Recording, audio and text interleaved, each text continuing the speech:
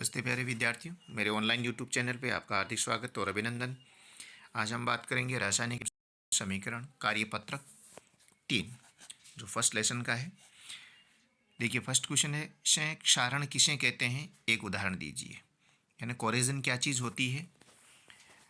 कोरेजन क्या होता है, कोई भी धातु है वो अम्ल से, क्षार से, नमी से या जलवाष्प से किसी के कारण भी उसकी चमक है वो धीरे धीरे खत्म हो जाती है।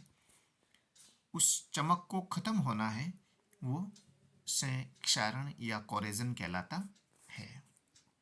देखिए, जब कोई धातु अपने आसपास अम्ल, नमी आदि के संपर्क में आती है तो उसकी चमक है धीरे धीरे समाप्त होने लगती है। अतः इस प्रक्रिया को क्षारण कहते हैं। जैसे लोहे पे जंग लगना है, वो भी इसका एक उदाहरण है।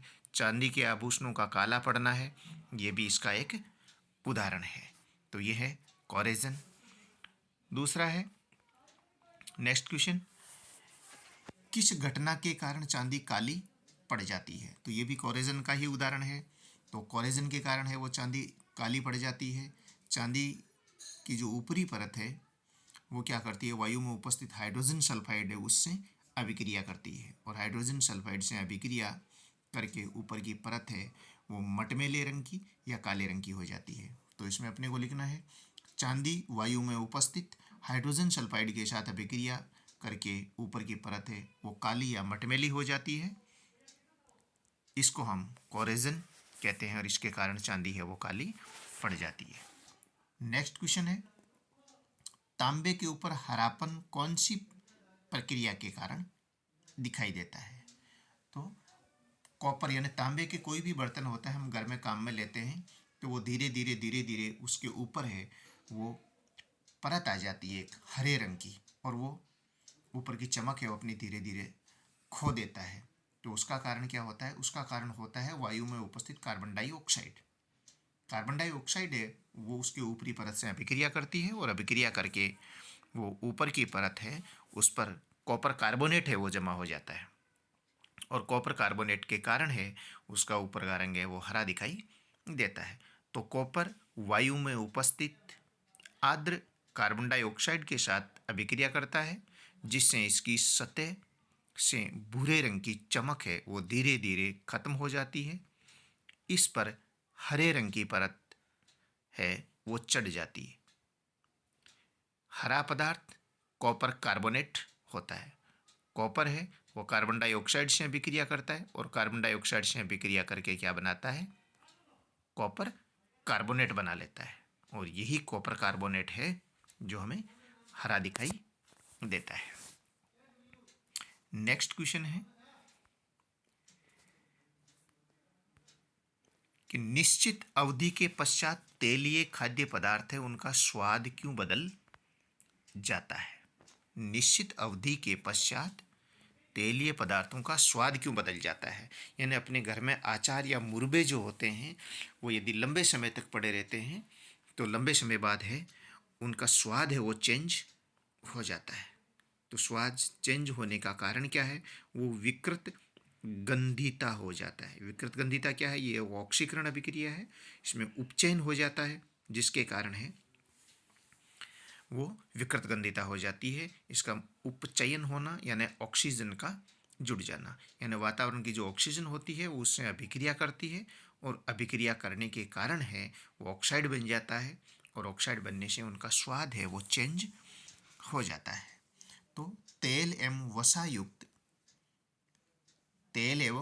वसायुक्त पदार्थ वायु के संपर्क में आते हैं तो उपचयित होकर विकृत गंधित हो जाते हैं, उनके स्वाद तथा गंध है वो बदल जाती है। उपचयन को रोकने हेतु पैकिंग थैली में कार्बन डाइऑक्साइड के स्थान पर नाइट्रोजन भरी जाती है। यानी जितने भी पैकिंग फूड आते हैं, सीलबंद जो फूड आते हैं जो मार्केट में मिलते हैं, उनमें थैली के अंदर है वो ऑक्सीजन के स्थान पर नाइट्रोजन भरी जाती है, क्योंकि नाइट्रोजन है वो अक्रिय होती है, कम क्रियाशील होती है, जिससे वो जो खाद्य पदार्थ होता है उस खाद्य पदार्थ से अभिक्रिया नहीं करती है, और अभिक्रिया नहीं होने से उसका ऑक्सीडेशन नहीं होता है, और ऑक्सीडेशन नहीं होने से वो लंबे समय तक है वो खराब नहीं होती है। नेक्स्ट क्वेश्चन है, वो है सीलबंद चिप्स की थैली में कौन सी गैस भरी जाती है। सीलबंद जो थैली होती है ना मार्केट में, अभी हमने जो बात की थी वही क्वेश्चन है कि सीलबंद जो चिप्स आती है मार्केट में उसमें कौन सी गैस भरी जाती है। तो उसमें नाइट्रोजन भरी जाती है, क्योंकि नाइट्रोजन गैस है वो रंगहीन होती है, गंधहीन होती है, स्वादहीन होती है और निष्क्रिय होती है। और निष्क्रिय होने के कारण क्या होता है, निष्क्रिय होने के कारण वो अभिक्रिया नहीं करती है, और अभिक्रिया नहीं करने से वो अन्य यौगिक नहीं बनाती है, यानी उसमें ऑक्सीडेशन नहीं होता है। इसीलिए उसके अंदर क्या कौन सी गैस भरी जाती है, नाइट्रोजन गैस भरी जाती है। नेक्स्ट क्वेश्चन है, उपचयन और अपचयन, ऑक्सीडेशन और रिडक्शन की अभिक्रिया को परिभाषित कीजिए। यानी जैसा है ऑक्सीडेशन यानी ऑक्सीकरण या ऑक्सीडेशन या उपचयन एक ही बात है। इसमें ऑक्सीजन का जुड़ना और हाइड्रोजन का हटना उपचयन कहलाता है। अपचयन, उसमें हाइड्रोजन का जुड़ना और ऑक्सीजन का हटना अपचयन या रिडक्शन कहलाता है। देखिए,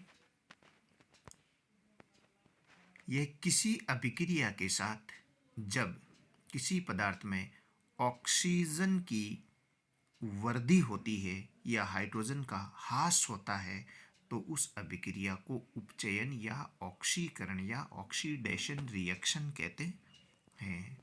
एक एग्जाम्पल दिया हुआ है नीचे कि कैल्शियम को ऑक्सीजन के साथ अभिक्रिया करवाई जाती है तो कैल्शियम ऑक्साइड बनता है, यानी बिना बुझा हुआ चूना। ये एक उपचयन की अभिक्रिया है।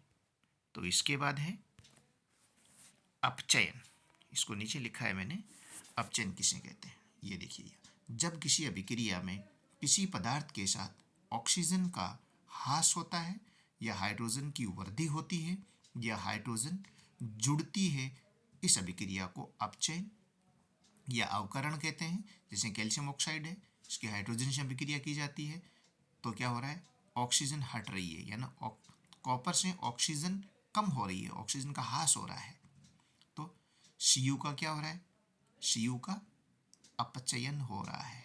और हाइड्रोजन के साथ जुड़ रही है तो हाइड्रोजन का क्या हो रहा है, ऑक्सीकरण होता है। कोई सी अभिक्रिया होती है उसमें हमेशा ऑक्सीडेशन एंड रिडक्शन दोनों अभिक्रिया हमेशा साथ होती है, जिसमें एक जो एलिमेंट होता है उसका ऑक्सीकरण होता है और दूसरे का अपचयन होता है। नेक्स्ट है, अवक्षेप क्यों प्राप्त होते हैं। जब किन्हीं दो विलयनों को आपस में अभिक्रिया करवाई जाती है तो जब रासायनिक अभिक्रिया होती है तो उसमें एक श्वेत ठोस पदार्थ बनता है जो अविलेय पदार्थ होता है। उस अविलेय श्वेत ठोस पदार्थ को अवक्षेप कहा जाता है और इस प्रकार की जो अभिक्रिया होती है उस अभिक्रिया को अवक्षेपण अभिक्रिया कहते हैं।